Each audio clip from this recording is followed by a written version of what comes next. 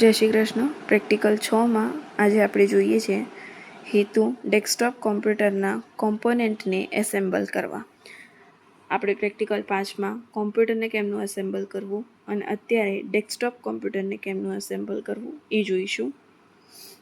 એમાં ટૂલ્સ તમારું processor, motherboard, RAM, HDD, main cabinet with power supply, monitor, keyboard, mouse, speaker and microphone, display card, sound card, modem card, LAN card, FDD, CD or DVD drive and screwdriver set. એમાં information તમારી રહેશે computer assembling એટલે કે કોમ્પ્યુટરના જુદા જુદા hardware પાર્ટ્સને એકબીજા સાથે જોડીને સંપૂર્ણ કોમ્પ્યુટર સિસ્ટમ તૈયાર કરવાની સક્રિયની પદ્ધતિ. કોઈપણ સિસ્ટમ કે મશીનને તેના જુદા જુદા પાર્ટ્સ દ્વારા જોડીને વર્કિંગ સિસ્ટમ બનાવવાનું કાર્ય એન્જિનિયર કે ટેકનિશિયન કરતા હોય છે. તેવી જ રીતે કોમ્પ્યુટર હાર્ડવેર એન્જિનિયર કે ટેકનિશિયન કોમ્પ્યુટરના જુદા ભાગોને માર્કેટમાંથી ખરીદી લાવીને એકબીજા સાથે જોડી કોમ્પ્યુટર સિસ્ટમ તૈયાર કરે છે. Steps of assembling computer. કોમ્પ્યુટરને એસેમ્બલિંગ કરવા માટે નીચેના સ્ટેપ્સ અનુસરવા. એમાં સ્ટેપ 1માં હશે CPU કેબિનેટના કવરને દૂર કરવા માટે સ્ક્રૂને કાઢીને કેબિનેટનું કવર ધીમેથી દૂર કરો. હવે મધરબોર્ડને તેના બોક્સમાંથી બહાર કાઢીને તેના ઉપર જુદા જુદા પાર્ટ્સ જોડવા પડશે. મધરબોર્ડ પર જુદા જુદા કમ્પોનન્ટ્સને જોડતા પહેલા મધરબોર્ડ સાથે આપેલ મેન્યુઅલને એકવાર વાંચવી જરૂરી છે. અગર તમે સરખી રીતે નહીં વાંચી હોય ઇન્ફોર્મેશન્સ કે જે પણ હશે તો તમે વાયર જેમ તેમ કનેક્ટ કરી દેશો તો કાં તો એ હેંગ મારશે, કાં તો ગ્લિચ આવશે, કાં તો કોમ્પ્યુટર તમારું સ્ટાર્ટ જ નહીં થાય. સ્ટેપ 2. મધરબોર્ડ પર જોવા મળતા પ્રોસેસર સોકેટમાં પ્રથમ પ્રોસેસરને જોડો. આ માટે પ્રોસેસરને મધરબોર્ડ પર જોવા મળતા સોકેટમાં ધ્યાનપૂર્વક બેસાડો. અહીં પ્રોસેસરની બધી જ પિન સોકેટમાં યોગ્ય રીતે કનેક્ટ થાય તેનું કાળજીપૂર્વક ધ્યાન રાખવું. સ્ટેપ 3. પ્રોસેસરને જોડ્યા બાદ તેની પર પ્રોસેસર ફેનને વ્યવસ્થિત રીતે જોડો. સ્ટેપ 4. રેમ એટલે કે મેમરીને વ્યવસ્થિત રીતે સ્લોટમાં બેસાડો. ત્યારબાદ રેમને તેની આજુબાજુ જોવા મળતા પ્લાસ્ટિકના ક્લેમ્પ વડે જોડાણ કરો. સ્ટેપ 5. હવે મધરબોર્ડને CPU કેબિનેટમાં વ્યવસ્થિત રીતે ગોઠવીને સ્ક્રૂ વડે ફિટ કરો. તમે જેમ વાંચશો ને એમ જ તમને લોકોને ખબર પડી જશે કે એકચ્યુઅલમાં કરવાનું શું છે. તો અગર કોઈને ડાઉટ હોય તો તમે લોકો કમેન્ટ કરજો, બરાબર? કેમ કે એક લાઇનના સેન્ટેન્સ છે જેનાથી તમને લોકો અગર તમે આને એકદમ ધ્યાનપૂર્વક તમે આ વાંચશો ને તો તમને શું કે ખબર પણ પડી જશે કે શું કહેવા માંગે છે અને તમને એ સેન્ટેન્સીસનો મિનિંગ પણ ખબર પડી જશે. ઠીક છે. સ્ટેપ 6. હાર્ડ ડિસ્કને CPU કેબિનેટમાં SMPSની નીચેના ભાગમાં જોવા મળતી જગ્યામાં સ્ક્રૂ વડે સેટ કરો. ત્યારબાદ જોવા મળતા ડેટા કેબલને હાર્ડ ડિસ્કના કનેક્ટર સાથે કનેક્ટ કરો. ડેટા કેબલના બીજા છેડાને મધરબોર્ડના IDE કનેક્ટર સાથે જોડો. પાવર કેબલને હાર્ડ ડિસ્ક સાથે કનેક્ટ કરો. Step 7. CD, DVD, ROM ડ્રાઈવને CPU કેબિનેટના સ્લોટમાં વ્યવસ્થિત રીતે બેસાડીને સ્ક્રૂ દ્વારા ફિટ કરો. CD, DVD, ROM ડ્રાઈવને હાર્ડ ડિસ્કની જેમ ડેટા કેબલ દ્વારા મધરબોર્ડના IDE કનેક્ટર સાથે કનેક્ટ કરો. CD, DVD, ROM ડ્રાઈવને પણ પાવર કેબલ સાથે કનેક્ટ કરો જે પાવર સપ્લાય પૂરું પાડશે. જો હાર્ડ ડિસ્ક અને CD, DVD ડ્રાઈવને એક જ કેબલથી જોડવાના હોય ત્યારે હાર્ડ ડિસ્કમાં માસ્ટર જમ્પર સેટ કરવું અને CD, DVD ડ્રાઈવમાં સ્લોટ જમ્પર સેટ કરવું.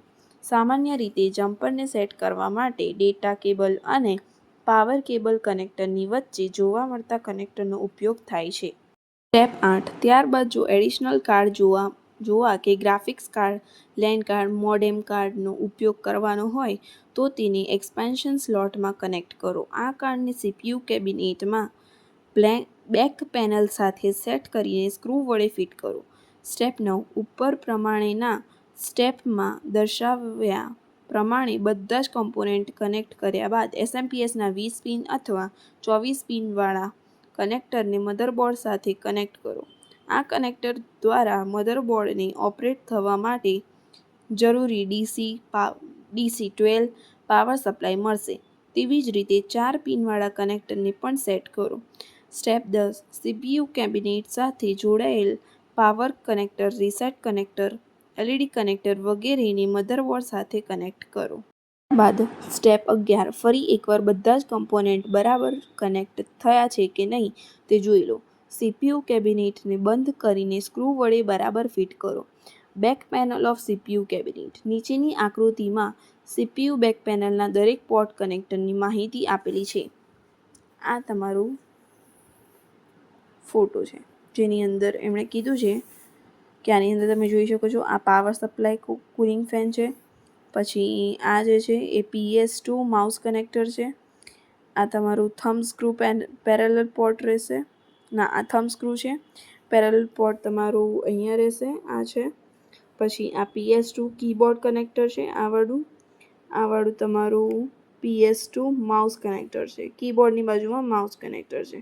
આ તમારું પાવર કનેક્ટર રહેશે. દેન આ તમારું સિરિયલ કોમ પોર્ટ રહેશે. આ VGA પોર્ટ રહેશે. આ USB પોર્ટ રહેશે. અને આ જે છે એ 10x100 Mbps RJ45 Ethernet LAN port રહેશે. અને આ જે તમે જોઈ શકો છો એ કેસ કુલિંગ ફેન છે જ્યાંથી ગરમ હવા પાસ થાય. તમે ધ્યાન રાખ્યું હશે કોઈક વાર. માઇક્રોફોન જેક આ છે. ઓડિયો આઉટ જેક વચ્ચેવાળું છે. અને લાઇન ઇન જેક લાસ્ટવાળું છે. ત્યારબાદ અહીંયા તમે જોઈ શકો છો આ છે 56 kbps RJ11 મોડર્ન પોર્ટ્સ છે. આ રહેશે થમ્બ સ્ક્રૂ. ઓકે. પછી આ જે આખું છે એ રહેશે એક્સપાન્શન સ્લોટ્સ. અને આ છે સિક્યોરિટી લોક પોર્ટ. ત્યારબાદ સ્ટેપ 12 બેક પેનલમાં જોવા મળતા પાવર સપ્લાય સોકેટમાં પાવર કેબલ કનેક્ટ કરો. સ્ટેપ 3 PS2 પોર્ટ સાથે કીબોર્ડ અને માઉસના કેબલને કનેક્ટ કરો. સ્ટેપ 14 તેવી જ રીતે મોનિટરના કેબલને વિડિયો પોર્ટ સાથે કનેક્ટ કરીને સ્ક્રૂ વડે ફિટ કરો. સ્ટેપ 15 જો પ્રિન્ટરને પણ કોમ્પ્યુટર સાથે કનેક્ટ કરવાનું હોય તો તેના ડેટા કેબલને પેરેલલ પોર્ટ સાથે કનેક્ટ કરો.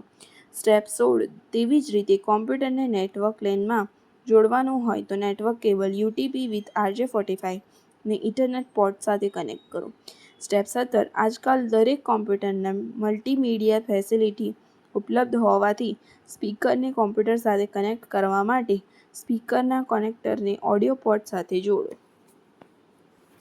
ત્યારબાદ સ્ટેપ 18માં જો USB ડિવાઇસીસ જેવા કે પેન ડ્રાઈવ, મોબાઈલ, કેમેરાને જોડવા હોય તો USB પોર્ટ સાથે જોડવા. સ્ટેપ 19 હવે દરેક ડિવાઇસના કેબલને કનેક્ટરને લગાવ્યા બાદ ફરી એકવાર દરેક કનેક્શનને ચેક કરી લેવું. CPU કેબિનેટના પાવર કેબલને AC મેઇનમાં પ્લગ સાથે જોડો. તેવી જ રીતે મોનિટરના પાવર કેબલને પણ AC મેઇન પ્લગમાં જોડો.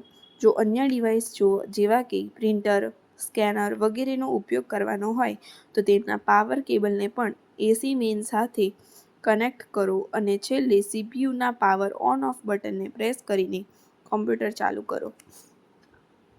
આનું તમે સ્ક્રીનશોટ પાડી શકો છો. તમને અગર ફોટોઝ જોઈતું હોય આ તમે પિક્ચર બનાવવું જરૂરી છે. ઓકે. તો પ્રેક્ટિકલ 6 અહીંયા ખતમ થાય છે. કાલે આપણે પ્રેક્ટિકલ 7 લઈશું.